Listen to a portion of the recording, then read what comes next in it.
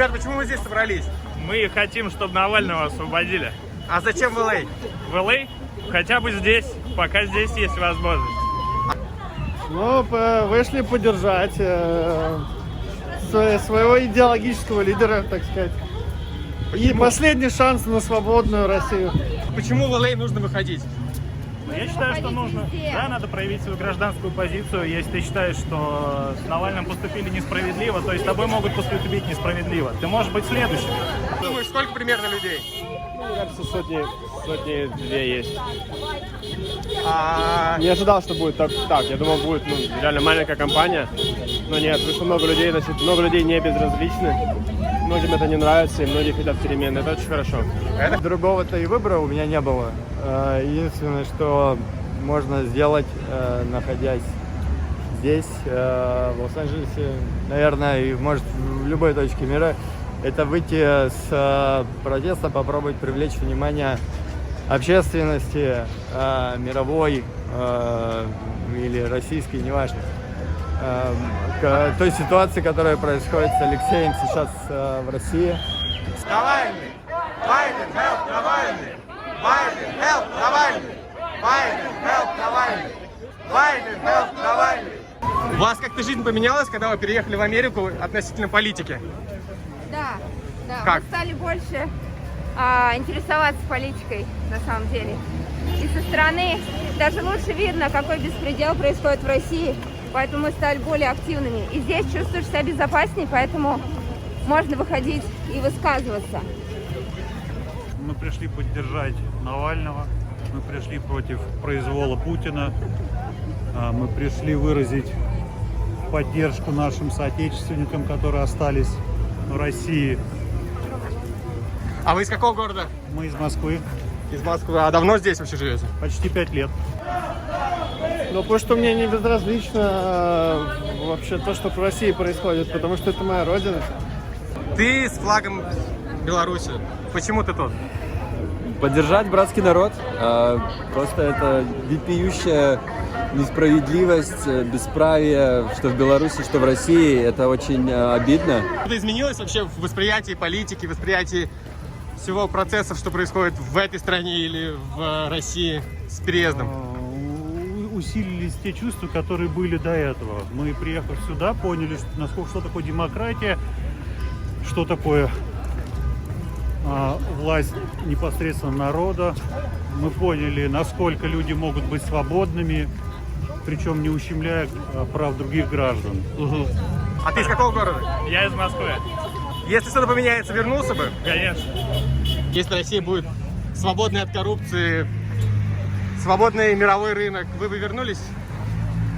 Это сложно сказать. Почему? Потому что американцы и остальные западные страны очень долго строили свою экономику, свою демократию. И это так сразу не происходит. Кто бы там ни пришел, должен поменяться менталитет у людей постепенно, поколение за поколением, чтобы стереть все эти моменты, которые сейчас присущи и людям, и власти. И только тогда постепенно начнется формирование гражданского общества. Может быть, тогда что-то и получится. Мы из Москвы, и мы тоже офигели, что происходит, что сначала отравление, а потом посадили человека. Мы исключительно против беззакония, которое происходит в стране, против того, что делают власти. Понятно. В целом, вы давно здесь живете? Год. Как-то изменилось представление о политике, вообще о России, о Путине и о чем-то? Нет, мы все знали, мы все понимаем, но тут дело не в том, что мы против кого-то или за кого-то. Допустим, я, возможно, не готова проголосовать за Навального, просто то, что сейчас с ним происходит, это неправильно. Призываю всех заходить на Change.org и искать петицию за выдвижение Алексея Навального на Нобелевскую премию мира. Мы хотим перевести Навального немножко в другой ранг, не просто на оппозиционного российского политика, лидера оппозиции, но попробовать сделать так, чтобы за его судьбу и жизнь боролись не только в России. А какого города сам? Я сам с Сахалина. Сахалин. Да. А давно здесь? Здесь лет 5-6. Ну, я Вернулся бы в Россию, если бы было что-то по-другому? Если было что-то по-другому, я бы подумал о том, что можно бы вернуться наконец-то. Но с нынешней властью я бы этого не хотел, потому что никакой жизни нет нормальной. Спасибо. Из какого города сам? Москва. Митинги в Москве и быть на митинге здесь. Безусловно, конечно, есть. Это абсолютно две разные вещи. Мы здесь с нулевым риском быть задержанными и не вернуться домой спать в свою кровать. Поэтому герои все, кто сегодня вышли 23-го, вы настоящие герои. Что бы вы посоветовали людям, которые сейчас выходят на улицу или не выходят на улицу в России? Мы бы посоветовали им набираться мужества, не бояться, отстаивать свои права. Хотя в России права отстоять практически уже невозможно. Точку невозврата уже прошли в 2011 году после Болотной площади. Очень тяжело, сложно сказать. Я бы посоветовал просто пытаться бороться. Все прошло спокойно, без жестких задержаний, и чтобы все было хорошо. Ну, нужно вещать это, как бы, информацию, то есть, когда ты живешь в этом бабле, тебе кажется, что все понимают, все знают. На самом деле это не совсем так, то есть надо транслировать новости, свою повестку, говорить свою точку зрения, чтобы больше людей видело это и присоединялось.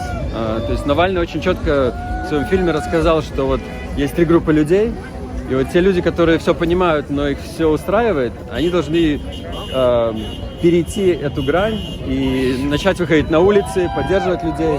Их должно это действительно зарядить на какие-то действия. Навальный призвал не бояться. И я солидарен.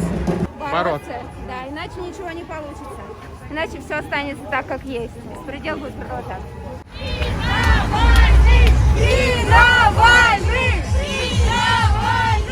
Я рад, что люди не боятся этого делать и не боятся выходить, и такая волна пошла. И большой респект Навальному за это, за то, что он смог поднять эту волну, и люди наконец устали сидеть, отмалчиваться, хотят что-то поменять.